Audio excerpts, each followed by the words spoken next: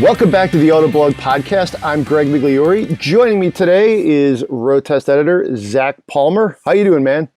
I'm doing good. I've been enjoying the snow that we've been having. Less enjoyment of the salt that has come after it. That is basically time to put the fun cars away, unfortunately. How's it going on your end? It's going great. The snow fell, and I have a red Colorado. That's the Chevy Colorado ZR2 sitting out front, so I'm in great shape. But we'll talk about that on a future podcast. However, in my driveway recently is a Land Rover Defender. Very iconic vehicle. I know you have some thoughts on it. I spent a good deal of time driving it. One of the more, I would say, anticipated vehicles of the last few years. People are really, just bringing a Defender back to North America. I think it means something. It speaks to people. So for me, it was definitely one of the more exciting things I got to do. It's one of those fun things you get to do in this job. And then we're also going to talk about the comparison that you've been doing, you've been working on. By the time you listen to this, story probably won't be up, but come back next week. It'll be up on site probably, definitely this month anyway. And that's the Audi RS6 Avant versus the Mercedes E63S. A couple of really high-powered station wagons, essentially. And I'm excited to hear what you think about these and how they kind of stack up against each other. And then we'll get into the feature segment for today with sort of a little bit of a spend my money mixed in there. We're going to talk watches with the managing editor of Worn & Wound. Great website. You got to check it out. Blake Bettner, who's also a car guy, joins the show, and he's going to tell us about the intersection of cars, watches, and just how people like them both and how perhaps you might want to spend your money. So we'll close out with that. But let's get right into the Defender. I tested this one out. It actually was a couple weeks ago now, but it's really one of the more exciting, interesting vehicles. Return of such an iconic nameplate to North America. Mine was not cheap. It came at $85,750. This was, of course, the Land Rover Defender 110X. Came in a color of Elgar gray. The inside was tan and kind of gray and black, so just very kind of subtle inside. It was a handsome vehicle. Just looking at it in my driveway, it sat there for a couple days before I was able sort of clear my schedule and get behind the wheel. It's like almost exactly how I would spec this out as far as just the appearance's sake. I really like my off-roaders to be a little more a little subtler, a little more understated. This, I'll use it's British, so I'll use the cheesy comparison like a British battleship or a dreadnought, as they used to call them like over 100 years ago. Just imposing, but also kind of gray and like stealthy. It's not as in your face as, say, like a RAV4, especially, Forerunner, like with TRD trim, or even a Wrangler or the Bronco, but people noticed it. Driving around town, people obviously look over and look at that like, wait a minute, what's that? That's a different looking off-road kind of SUV thing. What is that? And then you see Defender, you see Land Rover. I'm sure these things will become a little more common on the coast than they are in the Midwest, but I still expect there to be a major, opportunity for Land Rover to grow some share here in Michigan, and, it's cold here, the upper Midwest, that sort of thing. It was pretty comfortable to drive. Steering is pretty good. It's not at all like, I would say it's sort of like an easier driving Wrangler, if you will. And by easier, I don't mean any, disparaging. It's not like, that's not to say the vehicle's soft or anything, but I just thought it handled a little bit better than the Wrangler, which is noticeably harsh. Far better than the Galanda wagon, if you will, which even in its most recent generation is still a little bit of a workout to drive. A lot of, neat styling cues inside and out that are really rewarding for the driver, if you will. So I like that as well. I think, even stacking this up against like the Land Cruiser, which, another Toyota, which I think they're in like that same place as far as styling. This is definitely almost like a luxury good in that sense. It reminds me of, they want, like, I think Land Rover wanted to walk a fine line here to make it modern, even a little bit cool and stretch the boundaries. I remember seeing the Defender prototype at, I'm forgetting what European auto show was. I remember seeing it, but not where I was. Might have been Frankfurt, might have been Paris, and I guess it could have been Geneva back when we went to auto shows, right? Yeah. And I remember thinking it managed to be contemporary without being, and also forward looking, but not like Transformer like. And I think that was really a good way to do it, if you will. The interior kind of has this like rail setup, for lack of a better way to put it. There's this like shelf, if you will, kind of bisecting the cabin. It's cool. It's functional. There's a lot of places to put your phone, your gloves, your mask is, as you need that for a while. Um, Places for your water bottles, that sort of thing. Infotainment was fine. I mean, honestly, I would say, you get into some of the off the shelf like Land Rover stuff and you don't really overthink it with the Defender. Just use the best thing you have and make it work. For me, the Defender is much more about like off-road capability. I did briefly get it onto like a dirt gravel path, had some fun there. Far more capable than anything I was actually able to really do with it. Do check out our review. We had a Defender drive earlier this year. One of our writers was able to take it into the English countryside, and he put it through more of its paces, to use that cliche. But very capable, very stylish, and I think it's very compelling too. It definitely brings the Defender to a new generation of Americans anyway, and it's cool. I've actually, side note, I've been watching season 4 now of The Crown, British show. There's Defenders all over that show, and that's cool. Those are the old ones. It got me thinking, like, well, that is the idea in the head for some people, especially Americans who haven't had the opportunity to drive one. Is this going to measure up? You never want to make a vehicle that doesn't live up to its storied past. It's tough to compete against a ghost, if you will. And in that case, I think Land Rover faced a stiffer challenge than, say, Jeep does, because the Wrangler has just been around. People know what a Wrangler is. The Defender goes away, it's got to come back here. Well, how does the modern reality measure up to that great, historical context that you may have driven perhaps overseas or something? Same with, the Bronco faces a similar thing, although they've been so overtly retro with that, at least the styling, that I think that's going to get people 85% of the way. And then by all accounts, the drive character is going to be there. So, long story short, the Defender, we've known it was coming to North America for a little while now. And then it took a little while before it actually got here. They did a good job of getting the word out, and then there was that sort of interlude. And, I would say it's measured up, if you will. I know obviously there aren't many Defender press loans, so I drove this, but I know you have some feelings about the Defender. What do you think? Yeah, no. I mean, so you hit on probably what the most controversial part of the Defender coming back to America is there at the end, talking about the original Defender and how it measures up to this new one, which is a wholly different beast. It almost feels like, if Land Rover would have tried to please those people and build, this body on frame, solid axles, actual Wrangler competitor, I don't think that it would sit right in America at this point. Like it doesn't mesh well with the rest of Land Rover's lineup, with the Range Rover and the Discovery. It doesn't feel right. And from your thoughts there, it sounds like, what they have put together here is, a lot more comfortable alternative to a Wrangler. And that is something, that everybody, you have the Bronco coming back. That's also going to be a semi-uncomfortable off-roader like the Wrangler itself. I think that having that alternative of a luxury car that is, I almost actually as cheap as the Wrangler in some of its lower trims. Obviously, yours was $86,000, but you can get a Defender, in the high 40s, 50s, which is same price as like a medium spec to Jeep Wrangler at this point. And yeah, I'm all for them bringing it back this way. I think that they'll get a lot more sales. I think that for the way that people use these vehicles, it's still incredibly capable off-road, but you'll have that on-road comfort now that it's not basically a farm truck with a Land Rover badge on it like it was not too long ago, actually.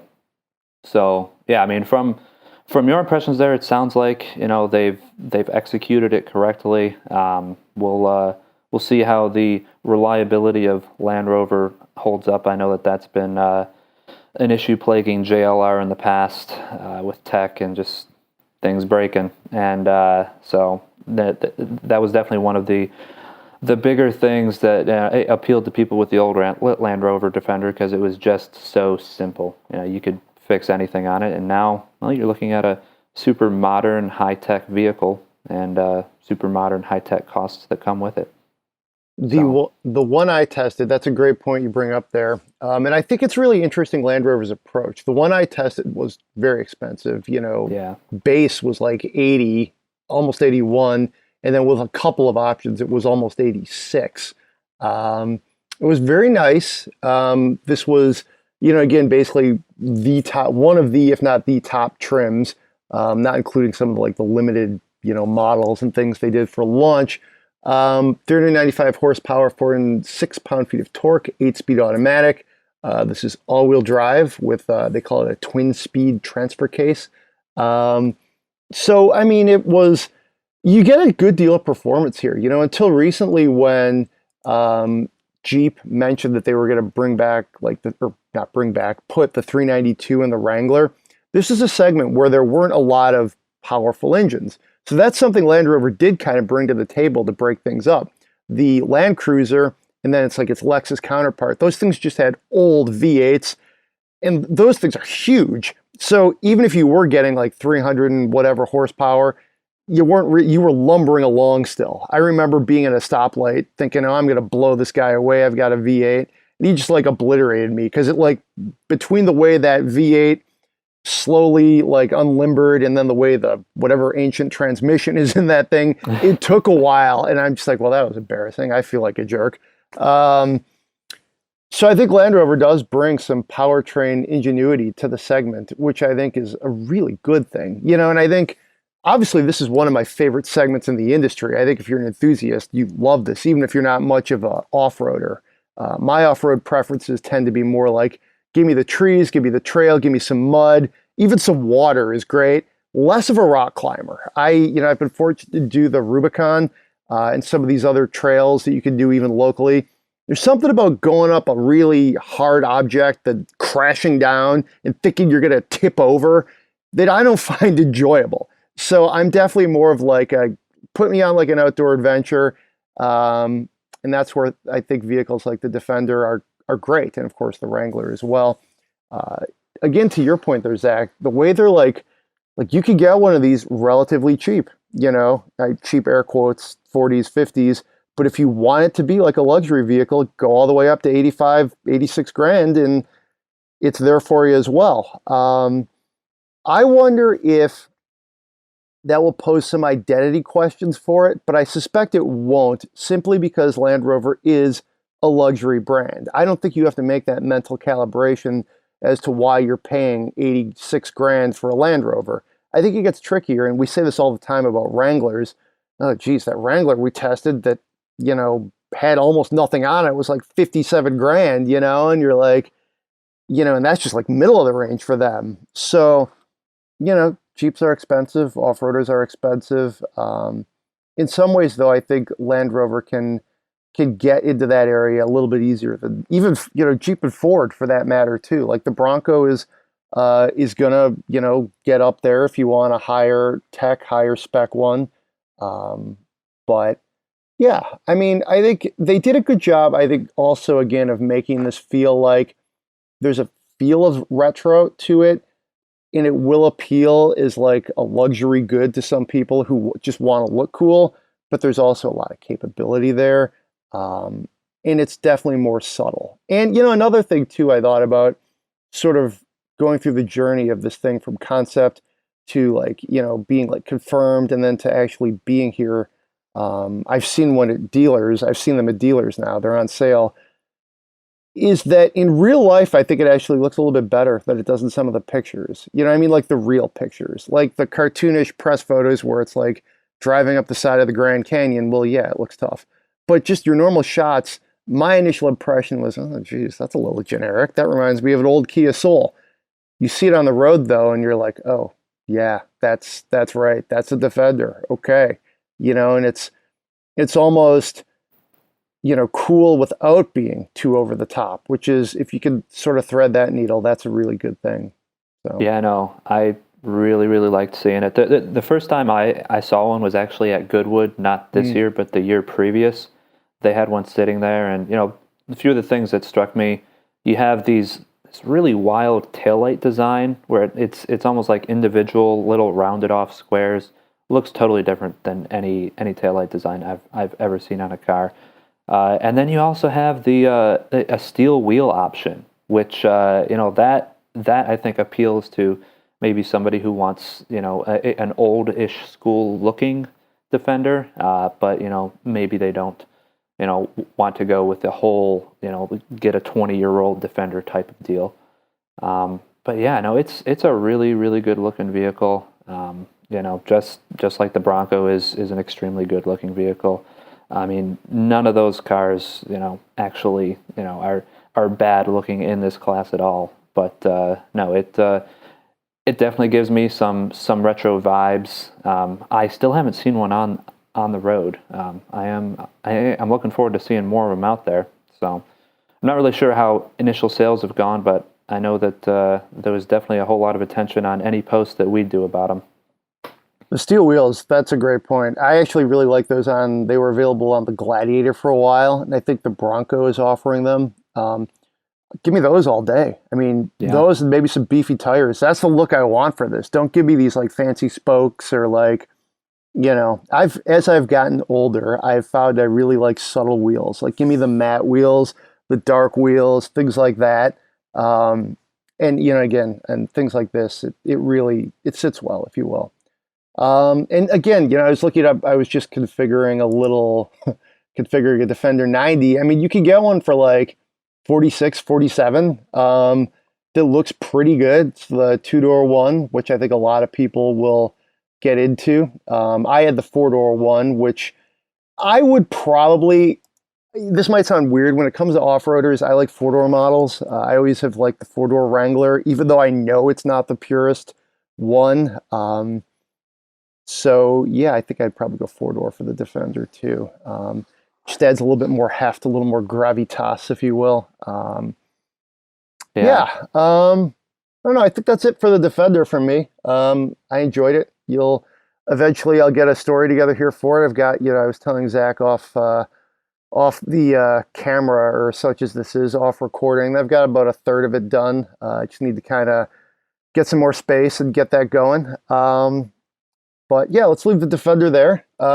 But you had a really interesting week a while ago here with the RS6 Avant and then the E63S Wagon. So a couple of the hottest station wagons you could buy, a couple of the only sort of performance station wagons you could buy. I'm curious, how do you judge these in a sort of comparison test like this? What are the traits that you look to differentiate them from each other? Yeah, so this of course being, a performance wagon comparison test. I mean, one of the big things you look at, how good is it at performance driving, handling, acceleration, the feel. I mean, in a way, these things drive like sports cars, and it doesn't really compute in your head that way. But I mean, these things are pretty much as quick as supercars were 10 years ago, which is mind-boggling. But so number one, you see which one is the better performer, and then obviously with a wagon, they have huge utility on top of that. Both these are pretty similar sized wagons, but you check out back seat space, cargo space. How easy is the thing to park? All of these little, niceties that you'd expect in a family vehicle. You might want to put some kid seats in it or something like that. But yeah, then On top of that, I think at the end of the day, with cars that are like these, they're very emotional purchases when you're looking at something that's like $130,000, as both of these wagons were. The Mercedes was $135, and the Audi was $131,000. You really have to narrow down to how the car makes you feel when you're driving it, and that it can drive a winner. It doesn't necessarily, pick the winner in a comparison test like this, but I think that makes a huge difference as you're going through all the numbers. We have a full chart full of quantitative and qualitative, sections that we go through, and so I did that with both these wagons. Like Greg said, the actual story is coming next week. But you have any other questions for me on these crazy wagons? Yeah, so one thing the funny thing about wagons is, we were talking a little bit about the Defender here too, is it's different. It's different than the Wrangler, than the 4Runner, than the Bronco. And for me, that's like the definition of why you'd want a performance wagon. You get a little bit of functionality. But I mean, obviously, if you really need the haul stuff, you can put a fair amount of stuff in here. I shouldn't be too cynical, but you get this because it's different. Maybe because you're a car person and car people like wagons, that sort of thing. So I think that to me makes these things special, and I always find them really enjoyable to drive. Obviously, you did this sort of comparo. I didn't get to drive them, which is fair because I get to drive the Defender, and we're not swapping cars, right? Tell me about the motors, though. Like, these are two RS6 E63S.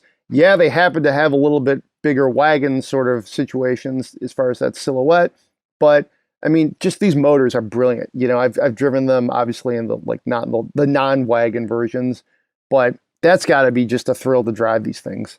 Yeah. So I mean, they both have 4-liter twin turbo V8s, hot V design.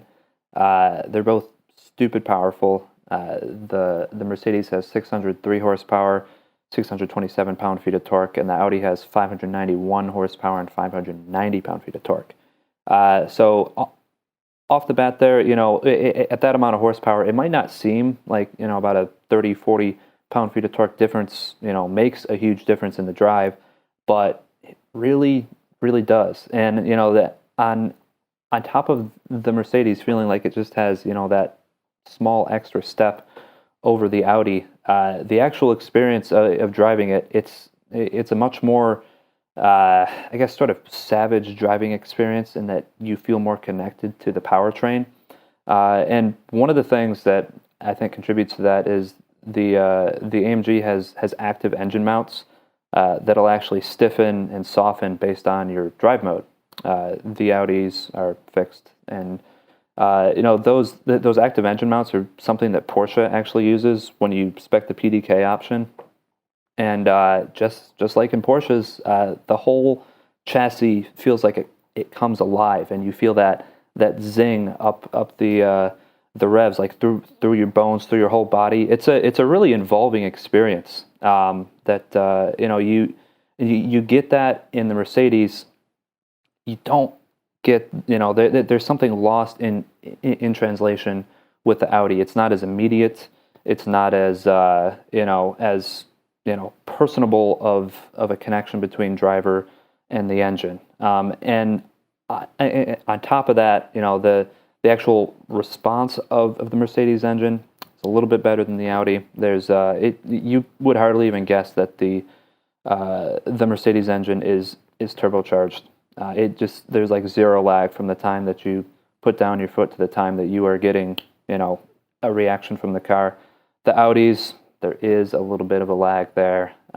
Obviously, if you use launch control, which both of these super fast wagons have, the Audi's lag goes away.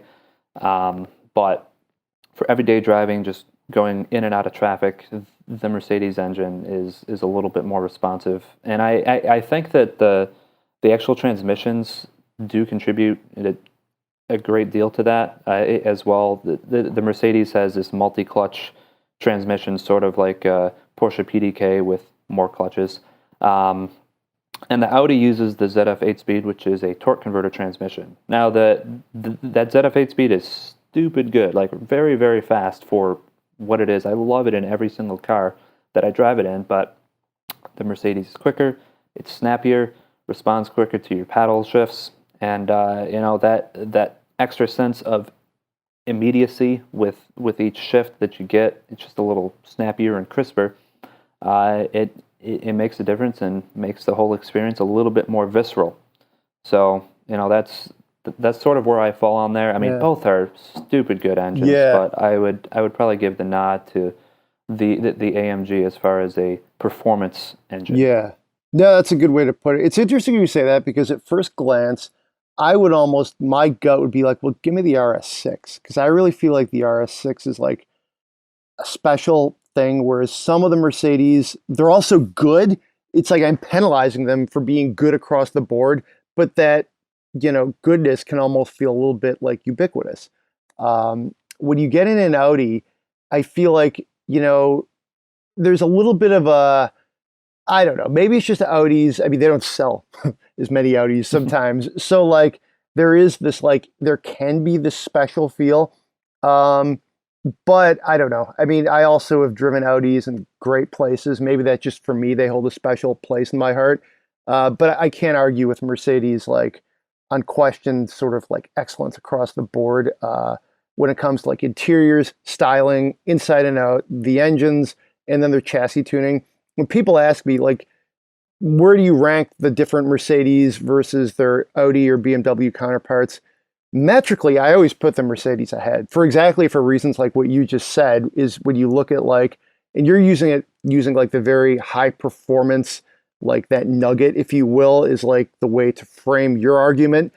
But for me, it's like there's a million little things like that translate into why Mercedes tend to win in most of the segments in which they compete. It's like, oh, the door trim. Oh, their infotainment system is better.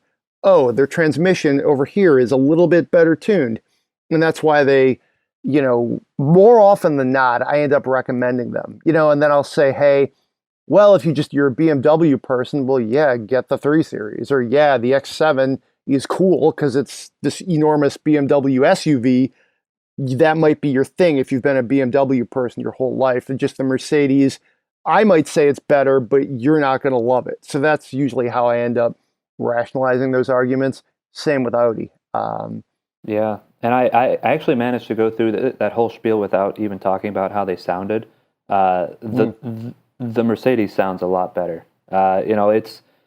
It snaps and crackles and pops on downshifts, and it has this sort of metallic zing as you're going up the rev range, where the Audi is just sort of this like bassy baritone, like lowish aggressive growl.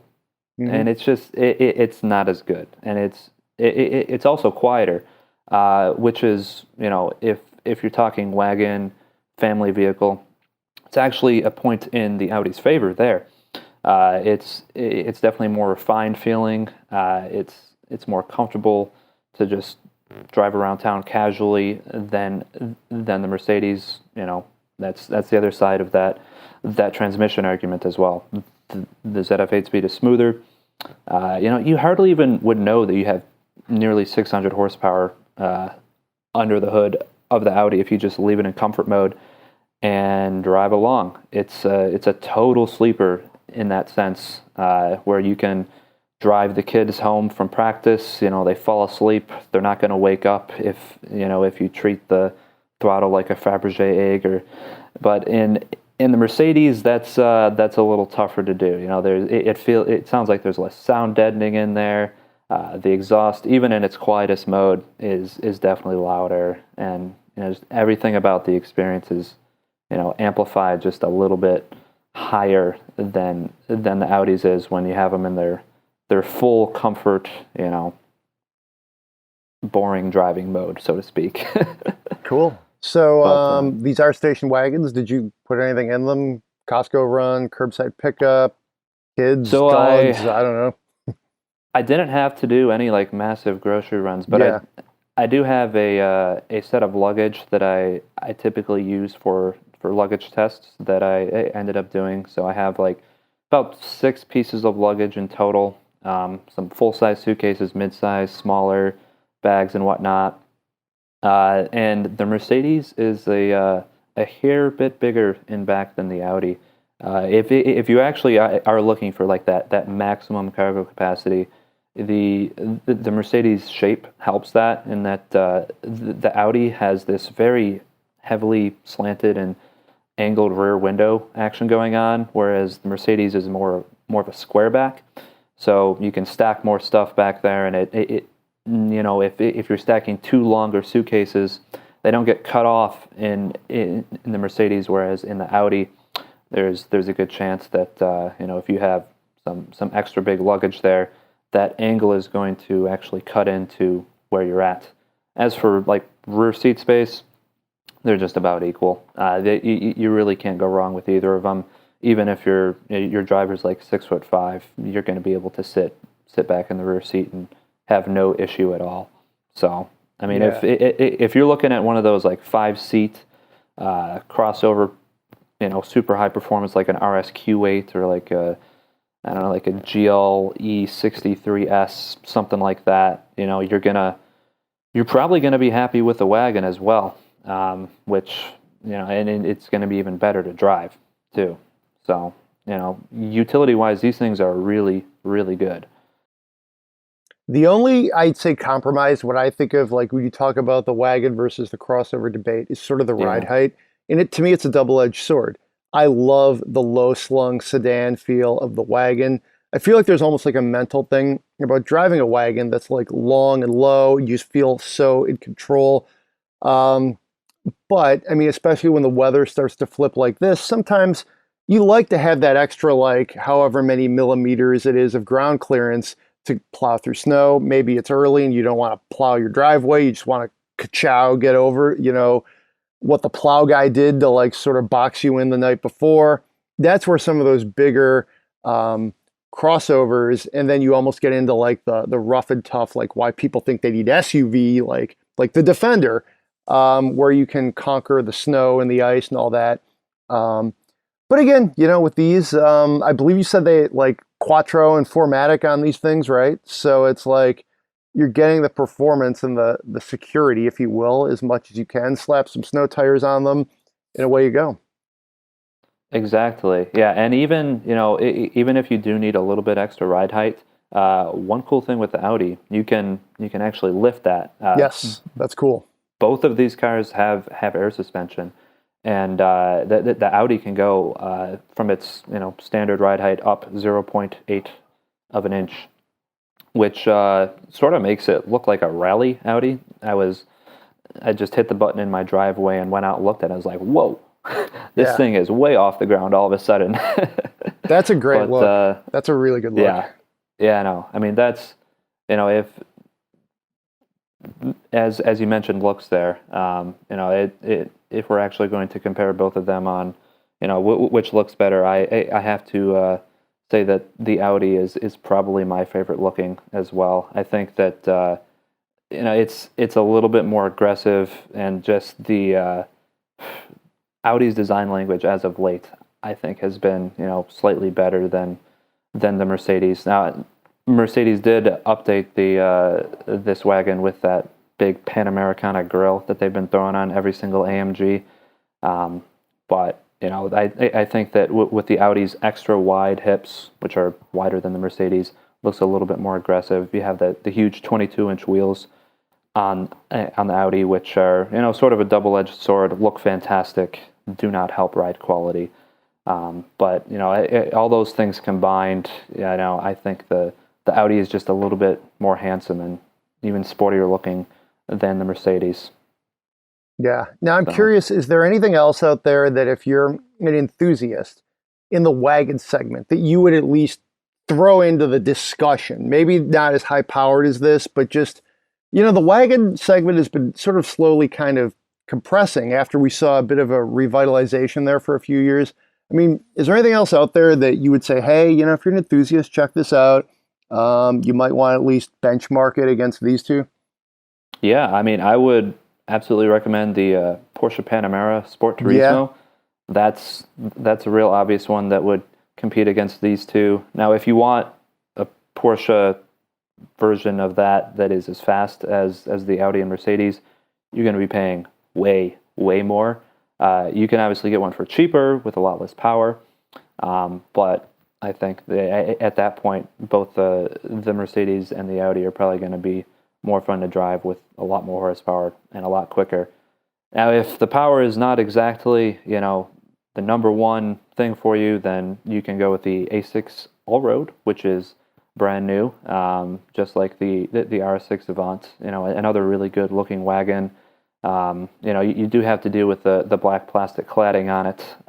It's not, your traditional, sleek car-like wagon. They have to jack it up and make it look a little like a Subaru Outback with all the cladding. But I actually saw one the other day with black paint on it. Fixes it. The black plastic sort of just blends in. The car looks low. It looks good. It looks like a pretty normal wagon.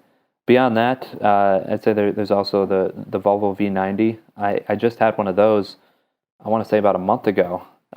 They just updated that wagon, gave it a little more tech, made it look a little nicer in my opinion. And that's another fantastic option. You get Volvo's twin-charged 4-cylinder, super comfortable. Obviously Swedish good looks. I think that the V90 is probably one of the best looking cars on sale today of anything. Now, does it drive as well as the A6 Allroad or the new E-Class All-Terrain? I don't think that it would. But if you're not, super about, the huge driving dynamics, you just want something utilitarian, extremely handsome, I think it's an awesome option. Sounds good. Yeah, V90, one of my favorite cars on the market. Drop dead gorgeous. And obviously, again, you talk about things that are special, that are different than what, sort of you see more commonly. A Volvo wagon is definitely one of those. Granted, the Volvo wagon was, to go back to the term ubiquitous for years, that's was the essence of Volvo. Obviously, that part of the market is not particularly lucrative these days, although they and Subaru have found a way to sort of make wagon hatch crossover things kind of work. But yeah, it's really an interesting, I think, part of the market. So check out this review. It's going to be up on site probably later in the month. You're going to listen to this. Hopefully you're listening to this all this weekend. You're enjoying the first weekend of December. But come back later in the month for that. Check that out. That'll be under Zach's byline. I'm really excited to read that. Can't wait to check it out. Yeah. So, I was just going to say I'm writing it as we speak. I am similarly excited to be writing it. It was an epic week with these two wagons. So excited for this story. Sounds good. We'll leave it there. All right, Zach. Well, thanks for joining us this week. We're going to transition this part of the podcast to our special guest, Blake Bettner, managing editor of Worn and Wound. Again, very cool watch website. It's going to join us here. We're going to end the show with, of course, sort of like a watch spend my money mixed in the conversation. And we'll leave it there. Joining us now on the podcast is Blake Bettner. He's the managing editor of Worn and Wound, one of the foremost watch websites anywhere. Lots of cool stuff. You should definitely check it out. They show up in my Instagram feed and basically all of my feeds all the time. Blake, what's going on, man? Hey, Greg, how are you? Thanks so much for having me. Absolutely. You are one of the resident car guys, actually, at Worn and Wound, and we have plenty of watch fans here at our site, and I thought it'd be kind of cool to do a little bit of a collaboration here, a crossover. But let's talk first all about just when you look at kind of the car scene and the watch scene, where do you see some overlap, I guess, in your opinion? Sure. So I guess the last, probably 5 years, maybe even longer than that, the real trend has been kind of on vintage, both in watches, and I find a lot of the same kind of vintage interest with a lot of car guys. So a trend in the watch scene has been to kind of look back into the kind of rich histories and back catalogs of some of these brands and then resurrect some of their most popular designs. So you see this in the form of kind of reissues or limited editions, and sometimes it's just as simple as, a pre-aged lume kind of built into the watch to make it look like a vintage watch. And then sometimes you have watches that just have not changed in a long time or change very subtly over the generations. The Rolex Submariner is a really good example of this. So a lot of people that have been into the vintage scene and have kind of come into the watch world through that route are also big fans of vintage cars, obviously, right? Who isn't? So, old 911s, old Group B cars even, stuff like that. I see a lot of crossover in these areas, more so than I generally notice, at least, with the latest SUVs or whatever. I guess the exception to that might be something like the new Bronco, which I think has kind of a broad appeal. So yeah, this is kind of generally where I noticed most of the feedback, most of the crossover. Absolutely. I'm also kind of curious your take. We'll cover this every now and then too, because a lot of people, when they identify with a car brand or a watch brand, they like to buy all sorts of things that go along with it. A few years ago, I actually visited Maranello in the Ferrari headquarters, and they basically said, hey, we kind of want to be a luxury brand. And now a lot of the car people would maybe not love that sort of mission statement, but it's also true. They are a luxury good that happens to be a racing team and be a very fast car. So, obviously they have collaborations with all sorts of luxury goods. What do you think of when you look at some of the formal collaborations, like between automakers and then watch partnerships? There's a lot of different ones out there, like Rolex, many others. Does it seem forced, or do you think is maybe as a watch guy and a car guy, you'd want to kind of get on board with that, or do you prefer to just kind of more sort of identify those relationships yourself? I think it's always preferable to identify those relationships yourself, and that might be from the people, your racing heroes or whoever it is that you identify with the most, and kind of seeing what they just wear in their off time. To me, it always kind of speaks so much louder than the more formal relationships that you see, and that's really tricky territory, and it's something that's been done a lot. I think maybe one effective way would be, some of the sponsorships you see, the Chopard on the Porsche LMP1 cars, for instance. I think that makes some sense, but generally I think you want to find that authenticity and that kind of balance there. When you see Tom Christensen wearing a Daytona or something like that, to me that goes a lot farther than what I see on the wing plate of a car. So and then there's all kinds of crossovers where you get the car brand appearing on the dial of a watch, or even a piece of an old version of the car that's been incorporated into the watch somehow. And you always see these in kind of limited editions. I know the Ferrari and Girard-Perregaux would do stuff like this. I think as true kind of as watch, the thing that appeals to me and a lot of people that I know about watches is their kind of practical nature. Even though it is, just like you mentioned about Ferrari, it's still a luxury good, right? It's nothing that any of us need. We all have a phone in our pocket. It's all easy enough. And certainly nobody needs a Ferrari to go from A to B, and and even less so to have a watch strapped onto their wrist. So I think it's important to kind of recognize it for what it is. That just having one at all is kind of a luxury, but at the same time, the reason that we identify with them is not because of its luxury good status. Like vintage Ferrari collectors, I'm sure don't like to think of themselves in that manner, and I see a lot of guys that buy them that buy the challenge models. To go to sit alongside their road cars so that they can kind of do their weekend track thing. And, that says something, I think, a little more interesting about them than purely, I had a lot of money, so I just bought this Ferrari or bought this Rolex or whatever it is, right? So I think that, to me, is a more interesting story to tell about yourself. Very cool. Very cool. Now, you're a car guy. You actually lived in Metro Detroit for a little bit. Tell me about what kind of cars you're into. Have you owned any interesting cars? Tell us about your automotive passion. Yeah, my interests are pretty broad. I generally kind of land in, I like European sports cars. Who doesn't, we all do, exactly. But I mean, when I moved to New York, I had a Toyota Tacoma with a 6-speed manual, and I sold it. My wife told me I couldn't be bombing around New York in that thing, but I've had 350Zs, 370Zs, a Subaru. Actually, I took the day my son was born. a few days after. We took him home from the hospital in a Subaru, the 92X Aero.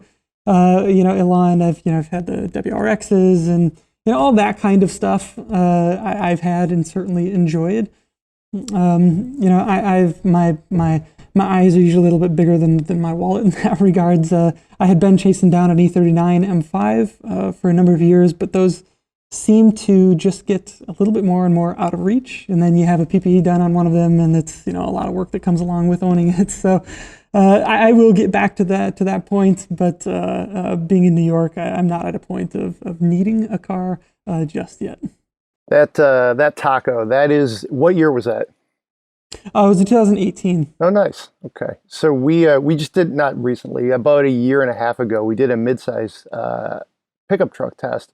And the Taco, I mean, it didn't score as well as some of the newer models because it hadn't been sort of updated in a while. Mm-hmm. But it's a truck that the staff like uniformly loved as far as just like how it looks, how it drives, especially like, in TRD trim or something like that. So I really I'm with you there. A number of our guys have actually owned Tacos over the years. We had a guy who used to work for us and lives out in Washington State, and he's owned at least one or two Tacomas. And I think he sold it and got an old 4Runner. So I get you. I really feel like Toyota's like truck and SUV game is really strong right now.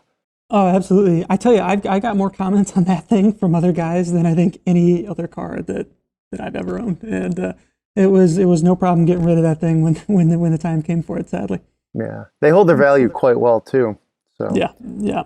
But as far as other cars, I mean, I'm into to the world endurance racing and stuff like that. Dabble in autocross just a little bit, and then I just find older cars really interesting. And back in the heyday of 60s, 70s, 80s, I feel like there was a lot of interesting things going on. I feel like right now the WEC kind of feels like in a slightly transitional period. I think, my son and I always make time to watch the Le Mans 24-hour race as best we can here in the States, at least. And, that's the kind of stuff that I look forward to and I enjoy reading about, along with the new cars from the manufacturers. The new GT3 from Porsche, the 992 generation. I believe, that's something that I'm excited about, even though I probably won't end up buying one anytime soon. But I like geeking out over that stuff the same way I do over kind of high-end watches and the mechanicals of it. So yeah, no, same here. It's funny. I would imagine, I'm not sure how old your son is, but mine is relatively young, so he gets up quite early. And especially when he was a baby, we would get up and watch F1 races. Just because they were here in the United States, they're 6 hours behind, I guess, or whatever. Mm-hmm. So you could, you have a baby sitting next to you and you could watch live from Silverstone at like 7:30 in the morning. And it's perfect sense because, you're up and you're watching it live and you don't have to worry about seeing the results on Twitter or something. This year's been weird, obviously, but not so much. But no, that's cool. Yeah, definitely. We do. He's 8, and so we do a lot of the same. We have our own kind of rituals around that stuff, which is a lot of fun. So he understands it then. Yeah, he understands it. It's hard to hold his attention for something like 24 hours, but seeing the cars and hearing them and all that kind of stuff, it's he gets real kick out of it. Cool. So let me throw some do a little watch geekery, if you will. Put on your watch expert hat.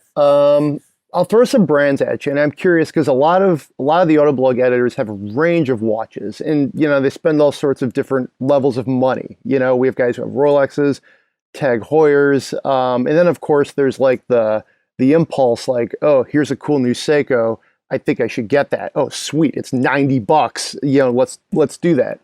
Yeah. So I'm curious, for about $300, and if you're looking to just get an interesting watch, a watch that will be a good discussion point, what are just some good brands to maybe be on the lookout for? And specifically, I guess, I'm looking for a dive watch. So if you want to cater to that segment, I'd love to hear your take on it. Yeah, sure. So there's 3 brands that kind of jump to mind when I think of that price range. 2 of them are kind of smaller independents, which is what we cover a lot of here at Worn and Wound. They are a brand called Baltic, which is run out of France. They just released a new GMT watch. They have kind of classically styled dive watches in that price range with automatic movements. They are very kind of referential to the greats of the past, right? From Blancpain and Rolex, and but it's not like a straight up copy of those. There's some real originality built into there. Another one would be Laurier, and they are based here in New York. And another kind of small independent, but they've got a kind of big personality. They wear very well, the proportion very well. You can tell that they take a lot of care into the designs. And the other one is going to be Seiko. I mean, it always is. All of us here at the office are huge fans of Seiko, and you generally it's just kind of like a default answer when somebody asks a recommendation, who might not be super into watches, but they want something that they're going to get a lot of enjoyment out of, that's going to last, and that's going to be just kind of an all-around quality watch that's got some style, and that you could walk into a room full of watch nerds and and not feel like you're like you're being left out. So in that price range, maybe something like the SKX, 007 would be a good one. But they have a lot of options kind of in that price range that are really fantastic. We've got a few favorites around here, like the SKX models, the Turtle models, and then all the way up to, up into the $1,000 price range. They've got just fantastic divers as well. Watches like the SPB 143 or 149 are kind of staples around here. So those three brands would be my suggestions to kind of keep an eye out in the $300 to $400 range. Very cool. No, appreciate the insight. And that's like a lot of like when, back when we were in the office, you'd walk across like the row of cubicles and you'd see different people having, oh, that's an interesting, you're looking at that Seiko today, or, oh, hey, where'd you get that deal? And it's, exactly like you said there, Blake, it's a very attainable brand. You don't necessarily feel like, oh, wow, I'm making this big investment for this watch. I'm going to, knock around or crash, hit on like, in your car or in an airplane or something. You mentioned some like micro brands and sort of like the boutique brands. That's where I think is like non-real like watch like experts like you guys are, where I think some of us and some of our listeners start to wonder, you're like, well, hey, that looks cool and it's not cheap. Should I spend the money on that? And that's where like, we get that question a lot when it comes to like different types of cars, especially sports cars, because it's like, well, it's too good to be true. Can I get that much car for that money? Some of the brands I've come across, and I know some of our other folks have seen, is like Oris, Scurfa, Baltic is one. It's good to hear that you say is good. What's your take on some of the micro brands? Again, Scurfa and Oris, if I'm saying that right, and any of the other ones that come to mind that are on your radar. Yeah. So first of all, I mean, Oris is definitely on our radar around here, and we're all pretty big fans of that brand. And they are doing they're making some pretty serious moves as watchmakers these days. So they have built their own movements that used to go in kind of bespoke watches, but they actually just came out with a new movement, the Oris Caliber 400, that it has a 10-year warranty. It's anti-magnetic. It's got a lot of really impressive features that I think you're going to start seeing in a lot more of their kind of mainline watches, which is great. And that's a hard thing to do, obviously, right? That separates them from a lot of other kind of micro brands or small independent brands, of which there are many these days, and it can be tough to differentiate, like what's worth getting. But Oris is definitely a safe bet in that realm. Another few would be brands like Ferrer or Christopher Ward. In recent years, brands like these have made pretty big strides in just the quality of product that they're putting out. So this year alone, I think we've seen a real shift in the quality offered by brands like this. And you're still going to get a lot of like just real small brands that are still kind of working on that like fit and finish, I would call it. With brands like that, you're going to get a lot of that. Real just kind of you see exactly what you're paying for. And these brands have a lot of watches in the kind of 800 to 1500, maybe up to 2000, a little more price range. So not cheap, but certainly kind of in attainable territory for people I think, and are kind of making great strides in their designs, and again in the quality of their finishing and stuff like that. But don't look at most of these brands expecting like real fancy complications or technical level finishing or anything like that, or even in-house movements. Really, I think once you get into that territory, that's when you move into like the Tudors of the world. And like I said, Oris does have the new in-house movement, so that might be something that you'll see a little bit more of, but generally that's a very hard thing to do and requires a lot of resources to do well. So it's interesting when you look at, there's so many choices, like in these these micro brands. It's a little cliche to say like, well, it's like beer, all these different flavors, different brands. Maybe you've heard of them, maybe you haven't. Maybe in a couple of years, what you thought was your like insider secret is like the third biggest beer company in the world or something. It's not all that different than electric vehicles too, though. Like there's a lot of small startups. Like, I can remember when Tesla and Fisker were both small boutique shops. Fisker went under and now they're kind of back. Tesla, of course, is, the most valuable car company on the planet. You're looking at some other startups like Bollinger, just a range of them that are out there that can offer you this thing. And then the question though is like, wow, that's 6 figures. Okay, what's it going to be like in 5 years? Whereas if I buy a Toyota Prius, I know where to go to get it fixed. Yeah, exactly. I remember when Tesla came out with the Roadster. I mean, that was ages ago. It feels like what was that, 10 or 15 years ago? And that was just that's just what they did, right? Yeah. It was that Roadster. It was $110,000 or whatever it was, like back then. Pretty small, not the most practical thing in the world. And now it seems like that technology has just kind of been democratized enough to where you start to see it in it should be seen everywhere, right? Like in our most practical cars that we use every day, right? I'm very excited about like the implications of making electric vehicles more available, widely available. We had a long-term Chrysler Pacifica that was a plug-in hybrid, and it was a game changer, to be, again, cliche. But you got 30 miles of electric range on that thing, which running around town, doing errands with the kids, you could just get home or get to work and charge it, and boom, there you go. Now, granted, you take a longer trip, you're back to driving just a V6 Chrysler, but it's little steps like that. And then, whoever can get that secret sauce and really roll it out, I think is going to make it way, way better for the rest of us and society and all of that stuff. Yeah. Do you think it's the inclusion of this kind of technology in the kind of high-end racing world that's pushed the development of it so quickly? I think it's helped because you get some of the best engineers in the world working on this stuff. So all of a sudden, like, people would go back to KERS, kinetic energy, recuperation, like in F1, push to pass. 10 years ago, that was like a moon landing. Now it's like, well, heck, I had that like a Nissan or something. They didn't call it that way, but it was extra boost to improve performance. And when I drive a performance car, I would say this, I almost like expect it, especially if you're going to pay north of like 50, 60 grand for a car, and Mercedes has done a brilliant job of integrating it into some of their more sophisticated 6-cylinder engines, but even higher up in the range, where like, hey, suddenly I'm getting that extra juice off the curb, or maybe like you don't get any pure electric range out of it, but you get a little bit more fuel economy. I almost feel like that's almost becoming the cost of admission, in the luxury game, especially for the luxury makers that also want to be sporty, and who doesn't?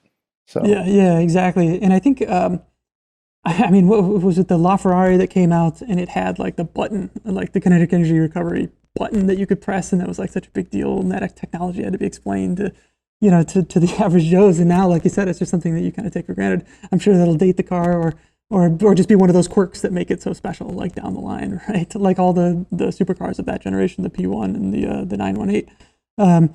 But I think, it begs the question of like, where do you go from here? And it's something that I think a lot about with cars, like with every generation kind of pushing horsepower and 0 to 60 times and stuff. Like, where does it end? And the new GT3 kind of had me thinking about this the other day with, well, what's the RS going to be, and how is that going to top the 991.2 GT3 RS? That thing just seems so unbelievable. And then the GT2 RS, I mean, all these cars that just kind of feel so bonkers. Like, does it have to shift away from okay, it's, we've got to the point of 0 to 60 times that are in top speeds and all that kind of stuff. Like, let's focus on other things, right? Like the how it feels to drive it, or I don't know, like where do they go from there?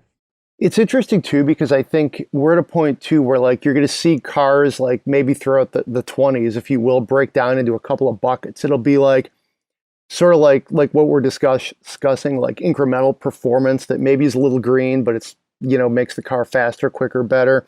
Pure EVs, which I think is where the whole world is going to change. Like you're seeing Toyota did a great job of like moving the conversation in making it seem like, well, why wouldn't you have an SUV that's all electric, Other companies like General Motors and Volkswagen were capable of it, but they weren't necessarily going down the road and doing it. And now you're seeing that, hey, consumer demand is there for that. And case in point, boom, the GMC Hummer is all electric. It's going to be like all sorts of like, hundreds of miles of range, and Cadillac is going to be very heavily electric in the coming years. And then you're going to have like the other stuff that's going to fade into more like of kind of a niche territory, like the analog stuff. Like, do you want to drive a Subaru BRZ? Sweet. You get a boxer 4-cylinder and a manual transmission, and that's like your sports car. And then there'll be this probably, I would say, relatively large area of just like appliance cars, or it's going to be like your V6 Camry is your V6 Camry, and then car companies will start sprinkling electrification even onto those, as long as it's profitable. I think the reason they haven't is it's not been profitable to say, hey, we're going to give you 5 extra miles per gallon on your Camry. So. Yeah, but like at a certain point, like a faster 0 to 60 time becomes less impressive. Yes. Like an all-electric Camry and whatever can probably do, just as fast as 0 to 60 times as like the most exotic sports cars of 10 years ago. So I think, you'd have to start putting a premium on other things if you're like if you're an enthusiast of cars, right? You want to get like that kind of enjoyment out of it. The other thing too is I think it'll become like, as an enthusiast, what do you want out of your car too? Do you want that like razor sharp handling? Is it a style play? How much like, how fast do you want your car to go? We're seeing 0 to 60 times like 2.1, 2.5. It used to be like, wow, your V6 or your V8 Mustang would get below 5, and that was quick. And that wasn't even that long ago, Now it's like, well, geez, my Nissan Rogue could do that or something, Yeah. So, and that's fast, right? It is like fast. Crazy. You're like right. That's quick. I feel like we just in everyday uses, and it's like, honestly, it's the same thing with like mechanical watches, right? Like often the quartz watches are going to be able to tell time much more accurately than the mechanical watches, but the mechanical watches cost a lot more, and there's a lot more artistry there, and you get enjoyment from it in other ways. And maybe it'll be the same with cars, like moving ahead, and a certain kind of sports car will just, you want that analog experience, right? And I remember having this, argument, and not to go too far down the road, because I'm sure there's passionate opinions on this, but like the PDK shifting faster than anyone ever could. So I think when the 991 GT3 came out, then it was not offered with a manual right off the bat, and to me that's just like missing the point. That's like saying, well, yeah, this Timex can tell time more accurately than this Lange on it, but I'd much rather have that Lange because it gives me more enjoyment for other reasons, right? And when I'm just using a car for my own enjoyment, I'm not really keeping track of like the millisecond of my shift time. Like, I'm looking for the kind of connection that I have with the road. That's why people still buy Miatas, right? I mean, maybe this should be where sports cars are heading. Yeah, and I think it's interesting too when you think of how like people like value these different approaches to like what their car could do and what, maybe, how electrification could play into it. And like the transmission is a great example. You talk to race car guys and they're like, well, I don't even want to shift. I've been driving manual since I was like 5. I remember I had a conversation with Andy Pilgrim, who used to race on like sports cars and all sorts of things. And he was like, yeah, I don't care about shifting. He's like, give me the, the dual clutch or the PDK, or just, I want to go faster. I want to beat the other guy. Give me every other tool you can. And then, you'll filter it down to maybe some of more like your gentleman racers who just want to like have fun. And maybe they're like, hey, let's do more like privateers, if you will. And they want to like just shift. But then, you'll even break it down to like us as like sort of like, writers, editors, car evaluators. And we're like, well, the dual clutch is pretty amazing. I think maybe I want that, because the manual transmission, the other secret, sort of like the dirty secret, is like car companies aren't really investing a whole lot of money in manuals. So you'll get in one and you're like, oh, geez, this is a little too retro for me. This isn't as good as this was fine in college or, whatever. And now it's like, oh, this manual's kind of rough, so it's really like winding your own watch up, right, to use it. It's like, oh my gosh, what do I have to wind this thing up? What is this? Exactly. Well, cool. We can leave it there. Blake, thanks for joining us. Check it out, Worn and Wound. It's a great website if you're just into watches. Obviously, you can read Blake's writing there as well, and listen to their podcast. It's a great show. I've been listening to it while I walk my dog. She's definitely well-versed now in watches and what I'm thinking for my next watch purchase. So thanks again. All right, Greg, thanks so much. It's been my pleasure. All right, thanks again, Blake. Great conversation. Thanks for joining the Autoblog Podcast. Thanks, Zach, as well, for your insight on, of course, the Defender and the Audi RS6 Avant and that Mercedes E63S. It's been fun this week. Everybody be safe out there. Good luck with your holiday shopping. We'll see you next week.